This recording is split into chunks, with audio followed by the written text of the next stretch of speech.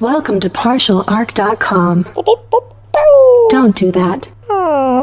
Do you want to hear a story? I'm not letting go. Are you ready for this? Follow your heart.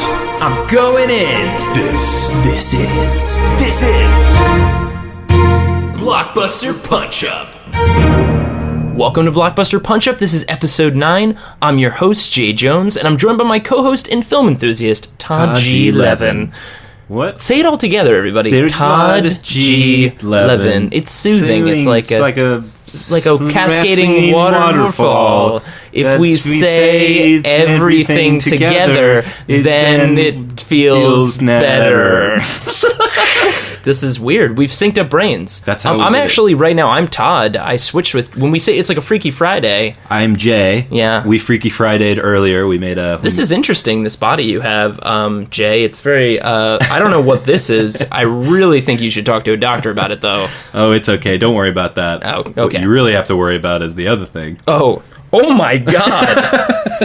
Is that, I mean, Yep. Isn't that mostly, this is like myth and legend kind of stuff. That's This is really odd. I mean, you should probably call a historian about this. I don't know if this is really a doctor thing. This is weird.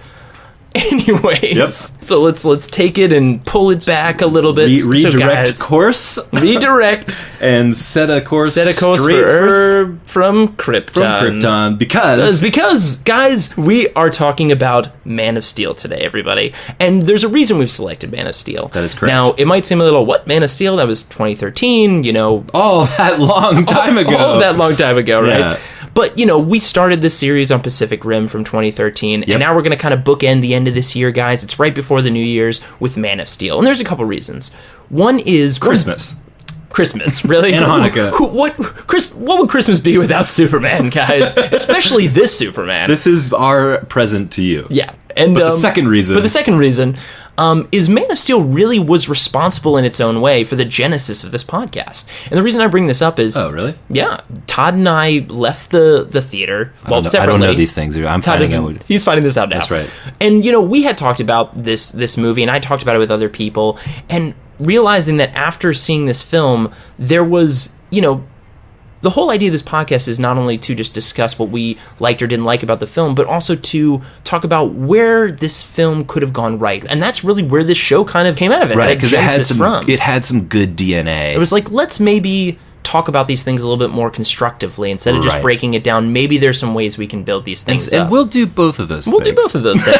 And another important thing to discuss as well, and why we end this year with Man of Steel, is because now that Marvel and DC have announced these huge, long-running plans for the next, 6 or 7 years to just release dozens and dozens of superhero films, I think it's really important to analyze the superhero films that we've had recently, and probably a hero who's one of the oldest, if not the oldest, superhero. The most important. The grandfather of superheroes, Superman, and where maybe there were some pitfalls, and where hopefully we can see these superhero films that they're releasing, especially DC, where they can going forward. As we always do, we're going to kick off with our recap. Todd, take it away for Man of Steel. You got it. Well, we open on Krypton. But it ain't your daddy's Krypton. It ain't your daddy's Krypton. This Krypton's full of spires and wildebeests and dragonflies and sonogram robots. All kinds of things. There's some crazy stuff on going that planet. Zod leads a rebellion to overthrow the lame duck government and restore Krypton to its former glory. The only person standing in his way? Jor-El, who's mad at Zod for thinking he can declare which bloodlines should survive and which should go down with the ship planet. Yeah, very important to note. Jor-El then steals the codec of the entire Kryptonian race and defies Zod's plan by choosing his own bloodline to survive and damning the planet in sending his son to Earth. You can't choose bloodlines, I get to choose bloodlines. To be a god amongst men. Yep, this is what happens. Fast forward 33 years, random age, no religious affiliation, don't think about it. Superman is definitely not Jesus in this film, guys. If you thought he was, totally not right. Cal is on an episode of Deadliest Catch. Saves a bunch of people, but vanishes before anyone notices. Cal has grown up in Kansas, a confused kid with strange abilities he doesn't yet understand. His father reveals Cal's true galactic origin, tries to counsel him on these strange bodily changes, but fails miserably. Fails terribly. Sending him mixed messages to go out and find who he's supposed to be by never talking about it to anyone. Yeah, never. Please live in fear. But you're supposed to know who you are, Cal. I mean, my son. So Clark goes up, hiding in the closet. Yep. Scolded for using his abilities for such nefarious things as saving a school bus full of kids from drowning. So terrible. And a lot of negative things came out of him saving those kids, right? Right. I mean, like, kids were mad at him and houses were destroyed. I mean, it really reinforced how bad of a thing that was. He really shouldn't be himself, even if himself is a benevolent force for good. Thanks, Pa Kent. Until one day, his father decides to teach him the ultimate lesson of inaction by making him stand idly by while he's killed by a tornado. Our hero, everybody! His origins! Cal Clark Kent overhears some military guys talking in a bar, which is another job that he has, about a mysterious object found in the Arctic, and he goes to investigate. By the way, really shitty military secret personnel, just like sitting in a bar and like, I'm not found that weird I'm not supposed top to say secret this. object over there? I think I signed like 15 documents to like not say this kind of stuff, but there's like a secret shit over there. You get 2 beers and Larry over here. There, he meets Lois Lane, a no-bullshit reporter from the Daily Planet, whom he pretty much introduces himself to as Superman. Yeah, pretty much. He takes the object, which turns out to be a spacecraft, to a remote location, inserts Superman ISB. Ghost Dad Jor-El explains his past and everything that he needs to know, which he takes pretty much for face value. Yeah, he's like, this of course is true, and you are not an evil force at all. Oh, I'm an alien. Oh, I'm supposed to do this. Oh, you have a cape that's conveniently located in this thing that and was here for what a beautiful centuries. PowerPoint presentation he prepared for this event, the Art Deco PowerPoint presentation. It was wonderful. Is my favorite visual of the entire movie. Zod comes to Earth looking for Cal. Battles ensue to stop Zod from terraforming Earth, which is basically successful, but only after destroying half the planet. Mm-hmm. Superman and Zod visit the simulator from Matrix Revolutions and destroy the entire city of Metropolis, except it's real, and everyone dies or runs away from 9/11 times 911.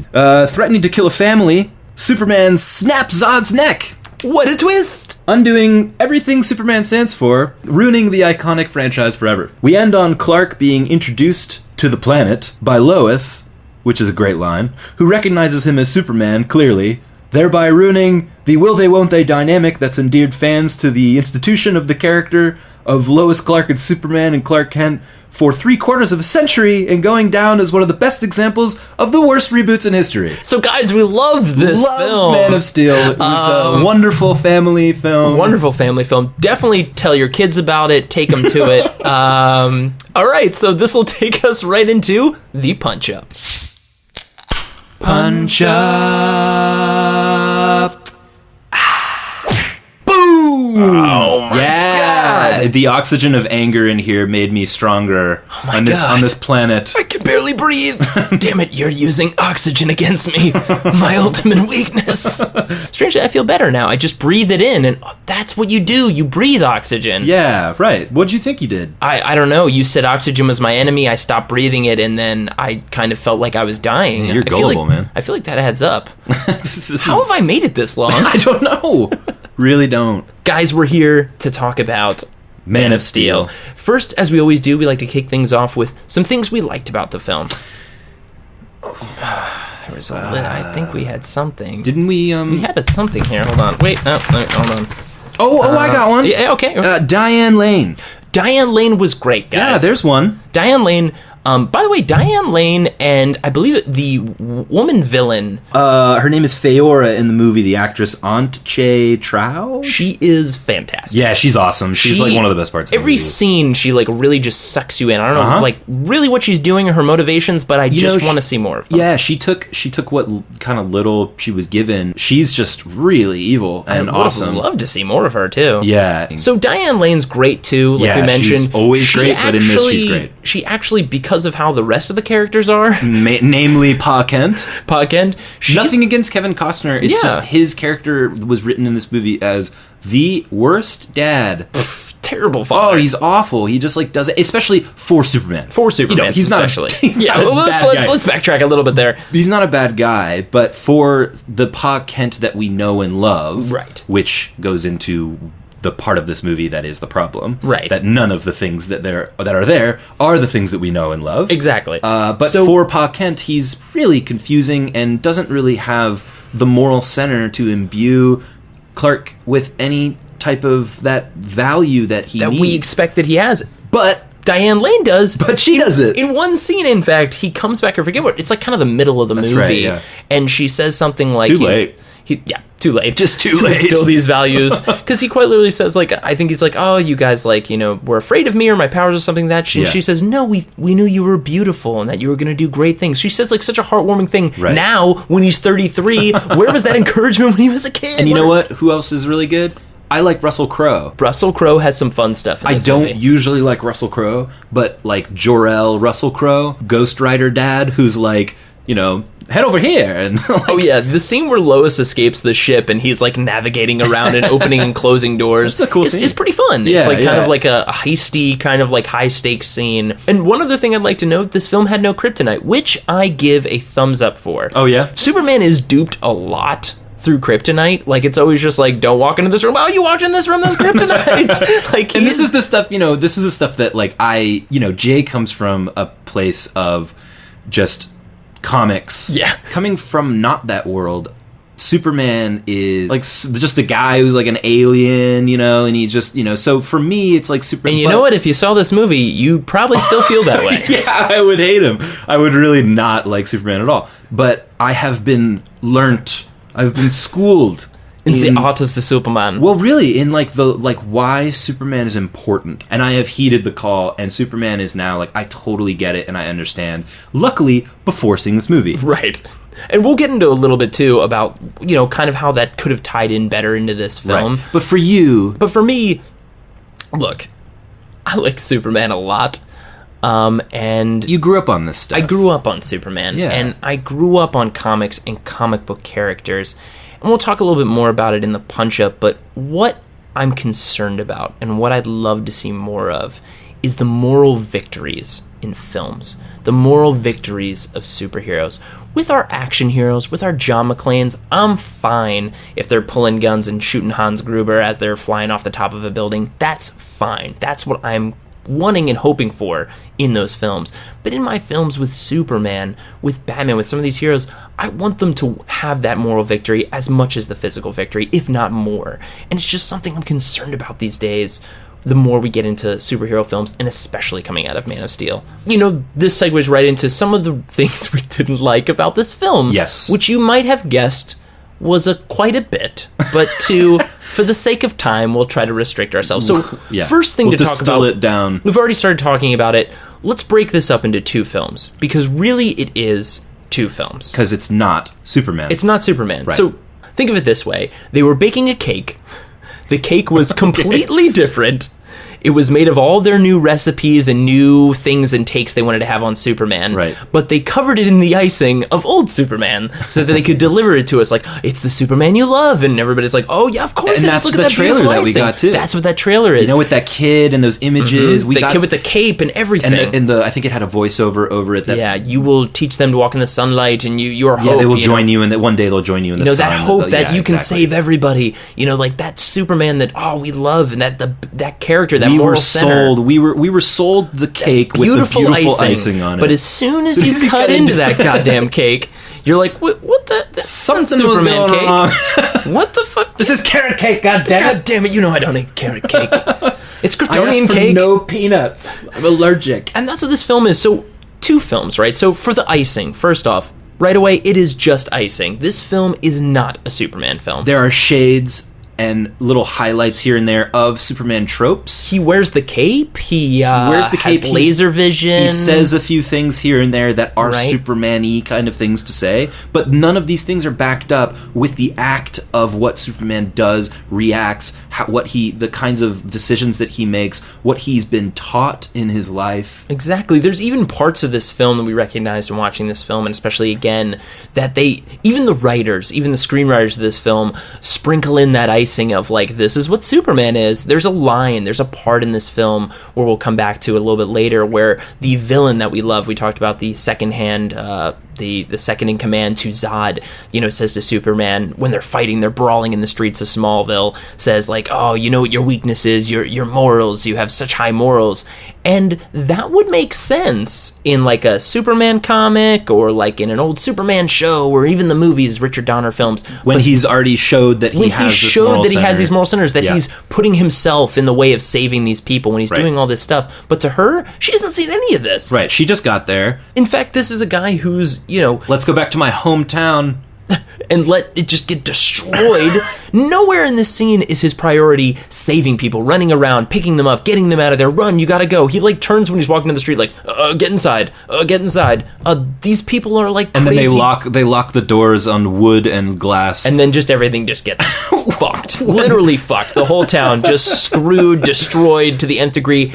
And I think at one point he saves one soldier, and that's about it. Right. That's the extent of Superman. He Superman pushes a guy people. out of the way, and it's like, oh, which okay. could just be a general saving one of his troops to help in a fight, not really a moral, like, I gotta save this baby. Right. Or I'm gonna save all these people. So in other words, like, the Superman, though there are the shades of Superman, it's just a shadow of something that doesn't really may have a presence in the film Man of Steel. Right, and by the way, when I say that this isn't Superman, it's not nitpicking at the mythology. Because honestly, I'm okay with sometimes the reboots and the reimaginings of characters. I can get behind it, I can accept it. Sure. Comics have been around for decades. They have mished and mashed and changed and done crazy crap with characters for years. Superman he had like a mullet at one point, he had like a black suit and like laser lightning powers. Was he Captain Planet? He had crazy changes to character, guys. I can get behind it,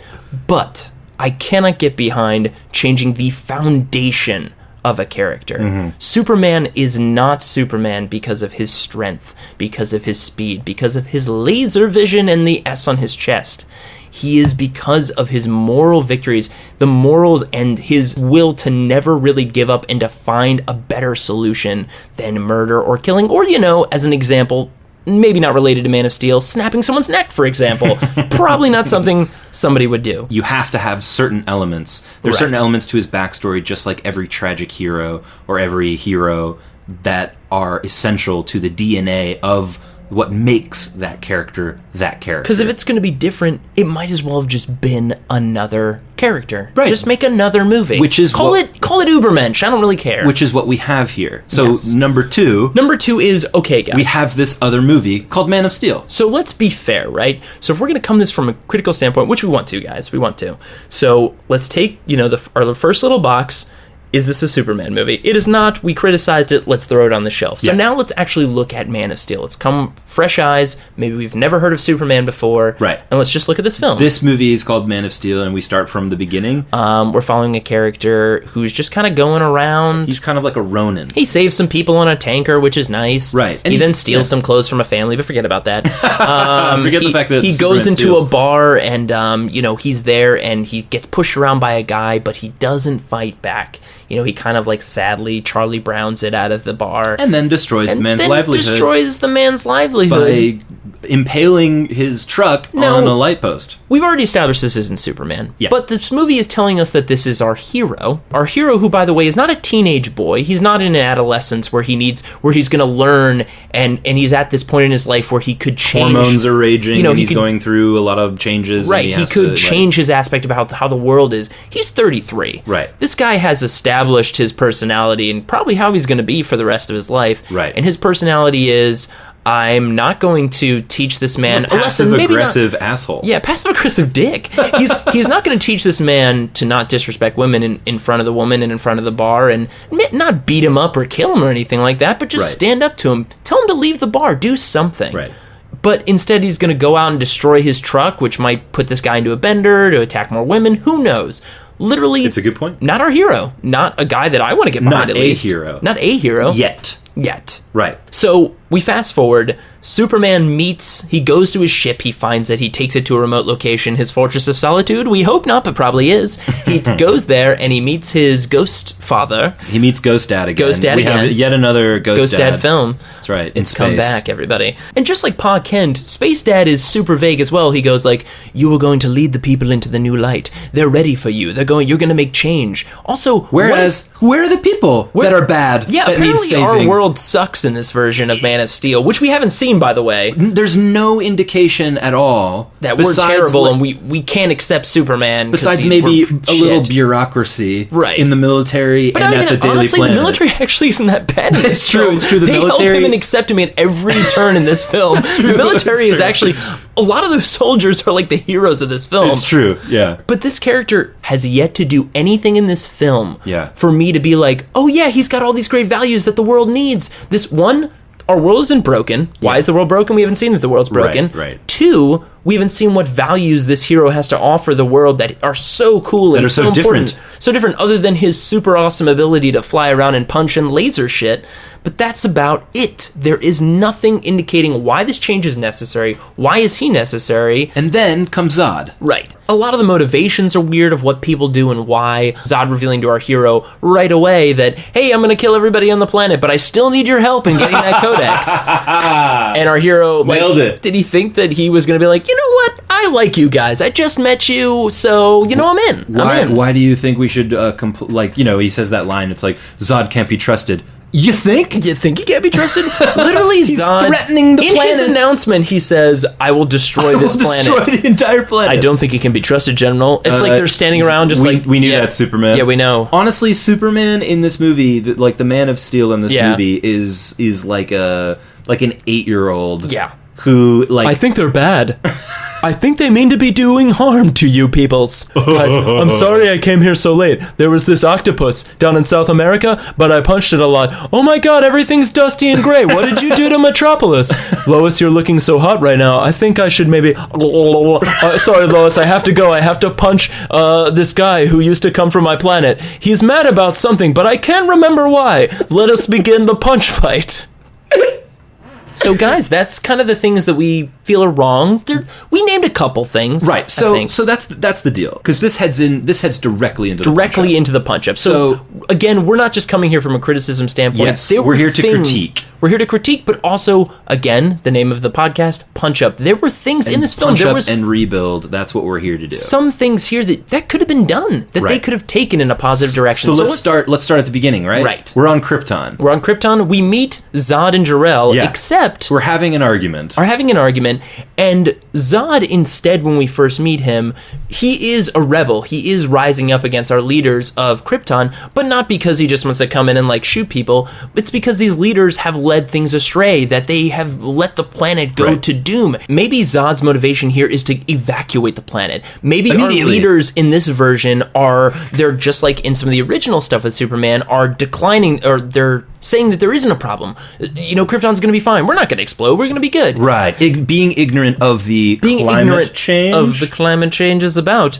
But Zod's coming in and saying, we have to act now, and I've retired. Maybe he had retired from the military. Even in the film, Jor-El and Zod kind of talk about how they had a history, and that he used to look up to Zod as being this great leader. Right. So maybe Zod has kind of stepped out of ambiguity to come back and save Krypton, to be, which might be surprising to you guys, as a hero for this film to kick off right away. He's trying to save the people of Krypton. He's trying to save Krypton. But instead, which is an interesting... Already it's starting off with an interesting take. Especially, Zod as hero. And instead of this kneel before Zod that everyone knows immediately, and there's nothing really relatable about that. We just know he's bad, and then he continues to be bad. That's not really interesting. So put a new twist on this character, maybe a little bit more relatable in development. So right away he's imprisoned, like we see in the film. He's sent to the Phantom Zone for an idea that will save the planet. And Jor-El is against this. He struggles with this. This is his friend that he's lost to the Phantom Zone. Jor-El then goes off on his own and says, well, if they won't listen to me, I'll save at least my family. Right. And saves Kal-El, instead of this film where he just saves his own son and doesn't save any other kids,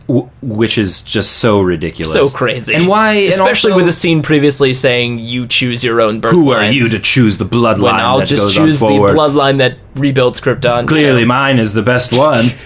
God. But who are you, Zod? Who are you, Zod, to do this? So Jor-El, Zod has been banished almost as a martyr, right? For the doing Phantom something Zone. for the Phantom Zone, for trying to do good, right? Meanwhile, on Earth, we meet our hero, Clark Kent, who is going through changes, and he doesn't know where his sensibilities lie, and he's starting to become and realize some of these powers, they're starting to affect him, just like puberty. And that's where we have some of these lessons. Right, That's the where lessons where he's having to choose and figure out exactly when and where to use the powers and how.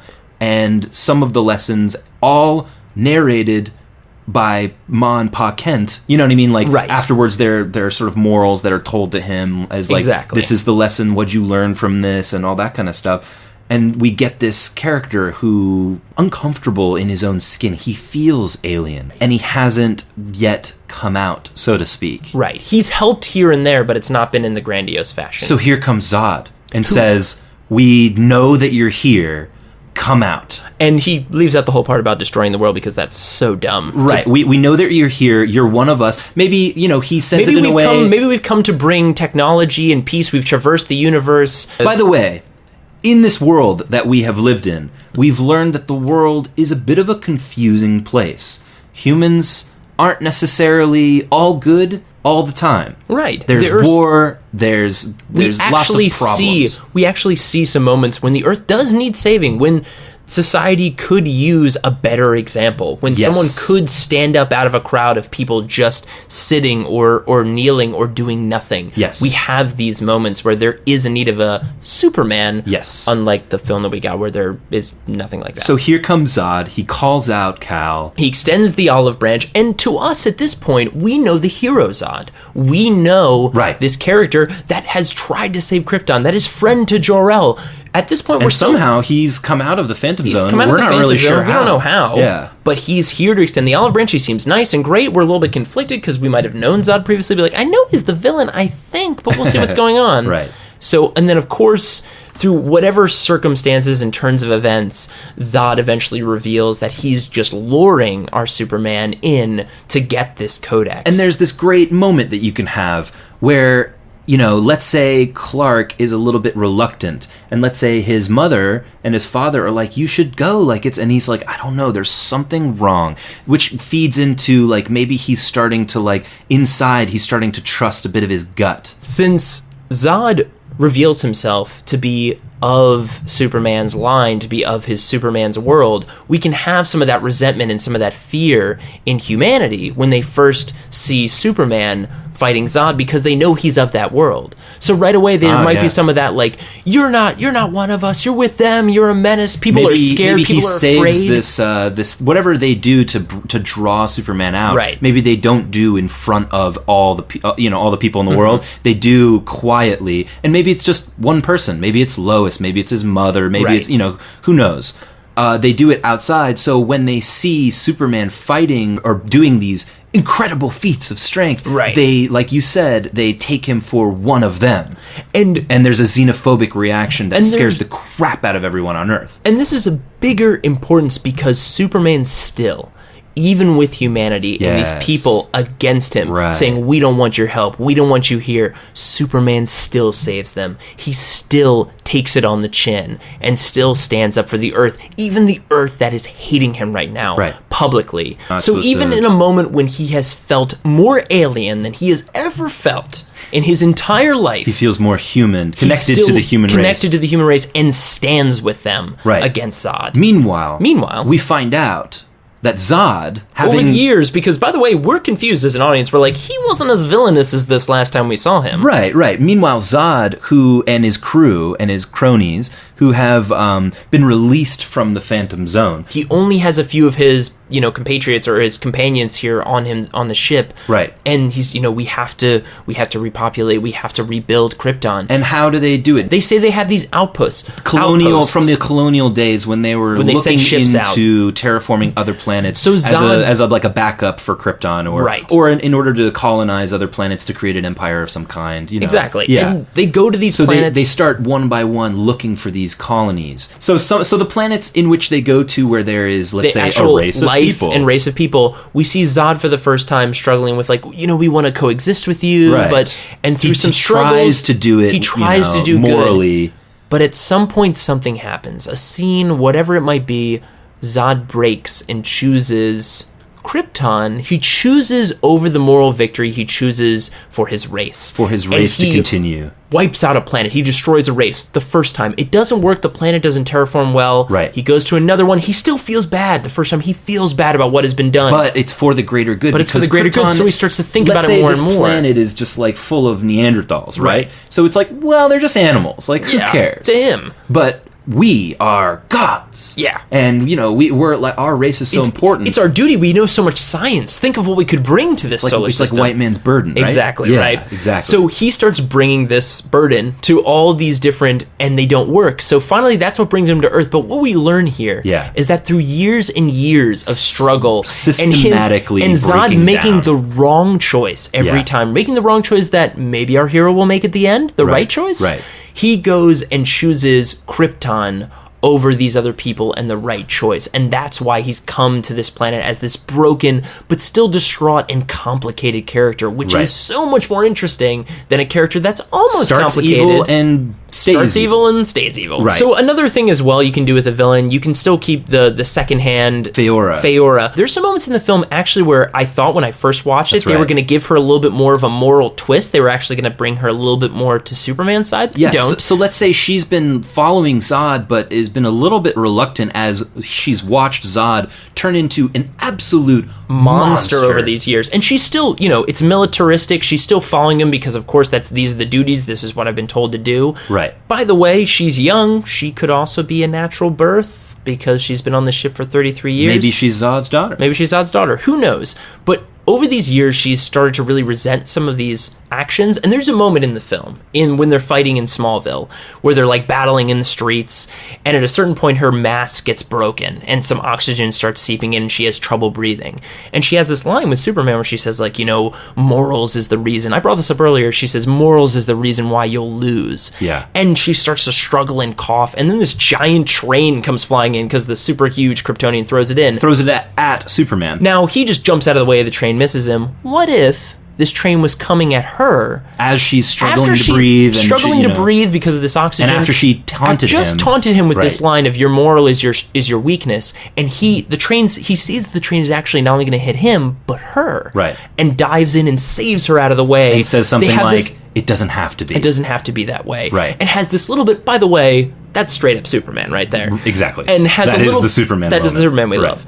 And by the way, that's a little bit of, and she, might push him away and still knock him out. Right. But you see in her eyes, there's a little bit of that seeping in. And who knows, by the end of the film, at some point to help turn things around, she turns against Zod, her father, whoever he might be in this film. Right. And helps Superman, stop most of the Kryptonians. A lot of them, just like in the film, get sucked up into that first phantom drive. Yeah, I think she, is the one who turns last minute. She's the henchman. In that moment when we think, it's that very end of the final act when Superman's captured. He's captured. Zod is about to kill him, and at the last moment, she saves Superman by doing something against Zod, because Superman, in his moral victory, strength of his moral victory, turns her heart against her father or leader, general, whoever it is. Yeah. And in this last scene where maybe they have like a fight, maybe she does something and it releases Superman, and everybody else gets banished to the Phantom Zone again in a singularity like they create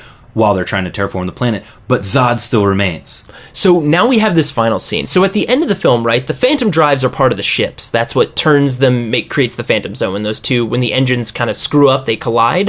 Well, if you remember, at the end of the film, there's one ship left that lands, that Superman punches through and says, Kryptonite had its day, and destroys everything. It crashes, and it's the one Zod comes out of. So there's still a ship left. So that means there's still a Phantom drive left. this is the ship that Superman found originally. So what we do is we have our final fight, instead of all over the city and killing tons of people and being absolutely pointless and useless and him snapping someone's neck, somehow the battle leads inside this ship. As we remember in the movie, some of these ships release an environment that's similar to Krypton. Right. You're right, it's in the movie already. It's in the movie already. They already established that in these ships they create an artificial Krypton environment that makes them mortal, that makes them human. So now, in this final fight, we have Superman and Zod going blow to blow, not as Kryptonians, but as humans. Right. Superman, or at least as what we know as humans. As what we know as humans. So what is better of an imagery for a character for this entire movie that has been mocked, that has been called an alien, through all of this has taken the side of humanity, instead of fighting in his last fight as this supercharged, steroid-outed monster, he's fighting as a human. And he's bleeding for the first time. He's breaking bones for the first time. Right. But he fights on for us. And let's say, just to throw Lois in there, let's say Lois is actually on the ship as well with Jimmy Olsen. And they're filming it. And it's being broadcast because Zod was broadcasting before to like all of humanity saying like a message. So now they're broadcasting this fight. This is our hero. They're getting to see like, the actual hero. Because everyone, Lois maybe is like angry. She knows that he is good. And everyone else thinks that like he's evil and they're both aliens and, they should go, both of them should go away. Anyway, so we're in the Phantom Drive or we're in space. Maybe it's launched off into space or whatever something. It is. They're fighting blows to blows, and Zod has that line where he says this is only gonna end like they do in the movie. The line is in the film. The line is in the film. The villain says with me killing you or you killing me. Now, guys, the one rule with heroes and villains, the hero must prove the villain wrong. The villain cannot be right. In Man of Steel, the villain is right. But in this, Superman takes the high ground and says, I'm not going to kill you. I'll give you some time in the Phantom Zone, whatever it is, to think it out. Hopefully I'll see you another day, and hopefully you'll have changed your mind. Or we can still save Krypton. You just need to work with me. Whatever the line is, guys, I'm not going to write it on here. So what, he banishes to the Phantom Zone last moment, hits the button, the engine revs up, and however, maybe Jimmy and Lois helped them rig the engine while they were fighting. Lois and Jimmy through the help of the Ghost Dad hologram, Through Ghost Dad hologram. Yeah, Ghost Dad hologram and Lois and Jimmy, they reprogram it, they hit the button, Superman dives out at the last second or whoever, what happens, the engine pulls in, he gets sucked into the Phantom Zone, and Superman is back. And now we can have this, he's on the ground, broken, hurt, we have maybe like cops or people swarming around him with guns trained, but because of Jimmy, because of Lois, everyone has seen, Superman is like beat up, guys. He's broken worse than he's ever been. And listen, if you want to have the Jesus moment now, have them carry him up, out. His arms are outstretched, and you have the moment where the police guy comes up with the gun. You see the gun like it's coming to him, and we're like, no, and then we see the gun go down, and we see cops and military people and people lifting Superman up and carrying him out. He is now our hero. You saved these people, these buildings. There isn't massive horrible death. You're not making out with Lois Lane in the dust of thousands of dead people. Right. You're actually earning the victory. And you didn't kill Zod. You figured out a way to, delay, send him to the Phantom Zone for a little while. Yeah. He'll probably come back pissed off. There's because your sequel. Or whatever the heck you want to do. But he doesn't die. He doesn't die. You don't kill him. He takes the high road. And guys, that's the goddamn punch up for Superman. And guys, the reason why I'm a bit passionate about this. Just a little bit. Passionate. You might be able to hear it in Jay's voice. Because, at this point. as I've said before, I love comics, but listen, comics, Superman, whatever, might not be, it might not be a career. It might not be a religion. It might not be considered high art to a lot of people. High art to a lot of people, but for some people, for thousands, for if not more, with maybe in the past, maybe still, young kids, when they've had a bad day, when, they've been pushed around. They feel a little bit different when from they're struggling the with their family, maybe something close or someone's passed away, maybe whatever the problems might be. I know when I was young, I read a lot of comics. I love Batman. And in other kids too as well, people all over have talked about this plenty of times. This is not news. But superheroes can, in those moments, give you that confidence or give you that little bit of pick-me-up to get back out there, keep fighting the good fight, have that moral victory, walk away from that problem, be higher than it like Superman might have been, have the perseverance and dedication like Batman, have the snarky and good nature to get out there and keep going even when it's bad like Spider-Man, love fish like Aquaman, who cares? Whatever it might be, superheroes do have an impact out there. And what really gets me upset is to have this be a representation of Superman for a new generation of Superman fans, for kids to be sitting in a theater and going, why did Superman just kill that guy? That breaks my heart. Yeah. And it really frustrates me. And this is why I would love to see some of this kind of stuff done better. I'd love to see moral victories done better. And this is why, God damn it, I love Superman. And I've bigger hopes for him going forward. And I really hope Batman kicks the shit out of him in Batman vs. Superman. But probably won't happen. So who knows? It's computers. Goddamn computers. You know? It's America. San Dimas High School football rules! Guys, just ruined the end of Jay's speech there. You did. You killed my whole speech. No, amen, brother, amen. Yeah. All right. Well, guys, that was our punch up. That'll take us into our game, Blockbuster Smash-Up. Smash, smash, smash, smash, smash, Smash, smash, smash, All right, guys, so this is our Blockbuster Smash-Up game. Yes. This is where we take two separate films, one being a globally accepted bad film and one being a globally accepted good film. Globally. We include the moon, right? The moon people weigh in as well? Sure. Globally and satellite. Voted by them as well. Yeah. We smash these two films together to make a very weird and hopefully cohesive film for you. Usually quite strange. In real time. But something that we all want to see. Yeah, I mean, I've wanted to see all of these films. Right. God. All right, guys, so here we go. On the count of three. Which one do you have? I'm going to be doing the globally accepted bad film. Great. And I have the good one? Yes, you do. Okay, I got one for you. All right, here we go. On the count of three. Yep. One, two, three. Speed Die Racer. Hard. Oh, boy. Oh, no. John McClane in Speed Racer Land? First of all, thank you so much for choosing Speed Racer. Speed Racer is fucking terrible. It's god-awful. It's really bad. Floating heads saying things that just happened 5 seconds ago. It's like a kid's film, but they talk a lot about, like, stocks and it's selling. Like a kid's film if, like, pixie sticks were, like, cocaine or ecstasy, and, and then you, I don't know, and then you go into, like, a Candy Crush kind of situation. And then you just take a lot of ecstasy and drugs, and then you just see crazy shit. I felt it was like a nightmare. Die Hard, of course, being the 1988 action spectacular, the standard action movie, the from one that which we measure all action films, because it is because it's amazing. all kinds of amazing. So where do we start here? Speed Racer and John McClane. Speed Racer, Speed McClane. Speed McClane. John Speed McClane, as he's named for taking a lot of speed on the job as a New York City cop. Exactly. Who's a demon behind the wheel, by the way. Oh, yeah. And he's a little down on his luck, guys. That's right. He recently divorced his wife. Who has moved to Los Angeles. He also divorced his friendship with his companion Monkey, who used to help him fix his cars. Yeah. So he comes to Los Angeles for the Christmas holidays. Yep. And, you know, as his wife doesn't know, or his ex-wife doesn't know, for the secret Christmas races. The secret Christmas races that go on in Los Angeles every year. Always disguises himself as Racer X. Racer X. No one knows who he is. That's right. So he's not John Speed McClane. But of course, these are dangerous because, as we know, before each of the Christmas races, we all know these Christmas races, but these Christmas races are most important because these races are for charity. They're actually raising tons of money to be given out to the poor, unfortunate kids. Yeah. For multiple diseases. Yeah, multiple diseases. And these races, these eggnog-fueled races, are for these kids.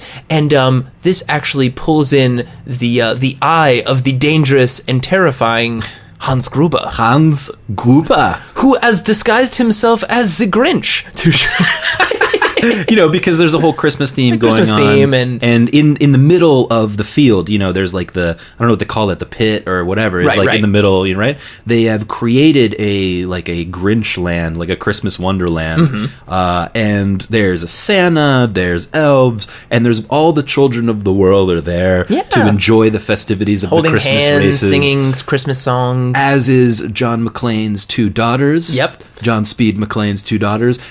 They've finally come out to see see their favorite racer. They don't know that John is in the race because he has disguised himself again, of course, as our Christmas X racer. Everyone's just come to the races, Hans as well, except Hans has a bit of a plan. Nefarious plan. Right. So at a certain point in the race, there is of course, as we all know from Christmas holiday cheer, the Nakatomi Santa shop, which is celebrated in this universe. It's a part of the race where they must take their cars and race up inside a giant hollowed out tower building. Yeah, and called Nakatomi. The Nakatomi, it's where Santa builds Nakatomi his Christmas tree. Christmas tree. It's a giant Christmas tree built around Nakatomi Plaza. Exactly. So they're driving up at this point, and Hans, Grinch-like style, has sabotaged the race, almost like Dastardly. What's his name? Yeah, Dick Dastardly. Dick.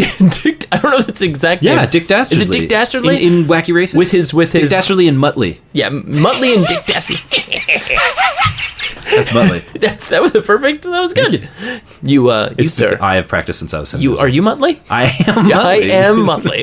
So he sets an explosion and I am Hans Gruber, see? Cars are careened, and we actually find out that this Christmas tree at the very top, at the star at the top, is where all of the money is being held, because, of course. Right. So now our and all the hero, children are at the bottom. Where also there is a giant bomb. There's a giant bomb at the bottom of this tower. It's like a Christmas glitter bomb. Yeah, it's going to go off and light up the tree. Maybe it's in the form of like a Todd is, by the way, if you didn't know this, he's using his hands to describe it. You cannot see this because it is an audio medium. Ornament. It's an ornament. It is an ornament. But it's in the shape of a giant bomb with even a wick out the side of the top. They're just like, wow, John, look at that giant Christmas ornament. This is what a crazy year, and what kind of interesting ideas they've got going on. Yeah, Rick, they got some great ornaments on that tree there. The Nakatomis have outdone themselves this year. Really? And look at that. One of them looks like a missile launcher, and is that a Russian man with an AK-47? Over there, and they've gotten really interesting this year. This is a different festivities, but you know what, John? I'm not paid to think about this stuff, just paid to report on it. That's right. I'm Back hollow to our inside. sponsors. I'm hollow inside. Please love me. Please, somebody. It's the holidays. So anyways. I'm so lonely. So we return to Hans, and Speed McLean must foil Hans Gruber's plot. He gets to the top through a lot of series of elevators and maybe dead Santas, and through the power of... it's Die Hard. Right. There's gonna be some Die Harding. And there's a moment where, like, Hans the Grinch Gruber has, like, John the Speed McLean's kids and his ex-wife held hostage, and John has his hands in the air, and he's like, starts laughing, and Hans is like, what? It's not funny. Why are you laughing? And little does Hans the Grinch Gruber know. Oh, yes. But behind John Speed McLean's back, he has taped... Well... What we saw before, you didn't know down by the crowds at a lot of speeding events, they like to shoot, they'll shoot food and like t-shirts into the crowd. But since it's Christmas time, they're shooting candy canes into the crowd. Shooting candy canes. And on John McClane's back, taped to his back, is the candy cane launcher, which he laughs and says, ha ha ha, Merry Christmas, and whips out the cane and fires a candy cane right into Hans Grinch Gruber's eye. Making him fall off the tree at Nakatomi Plaza. And fall all the way to the bottom to his death. Guys, what is this? What is this movie called? This is called... Die Speed Racer? You know what? Die Speed Racer. Die Hard Speed Racer. Die Hard Speed Racer. That's right. What's his yippee-ki-yay? Yeah, what is this? It's vroom vroom, motherfuckers. Start your engines, motherfuckers. You know what I always say at the beginning of any race, Hans? What is it, McLean? Vroom vroom, motherfuckers. Boom! And then Candy he falls, cane to the face. Oh, and then everyone's saved, and everyone just has a good time. All right, guys. So that was our Smash Up, and that concludes episode 9 of Blockbuster Punch Up and our review of Man of Steel. We'll be posting a new episode every other week. Please leave us a review or any comments on iTunes. It helps other people find the show. And if you'd like to download more episodes or check out other similar podcasts like Because Comics or Roll to Seas, head over to partialarc.com. That's ARC with a C. Of course, you can email us any questions or your punch-ups or wonderful feelings about Man of Steel at blockbusterpunchup@gmail.com. Of course, you can follow us on Twitter at partialarc, and you can follow Todd on Twitter and Instagram at TG11. That's right, and we hope you have a safe and healthy holiday and New Year. Happy New Year, guys. Celebrate, do that eggnog. Maybe watch some great blockbuster films. Please do, guys. And, of course, thanks for listening, and see you on the next episode and in the new year of Blockbuster Punch Up. Let's go home.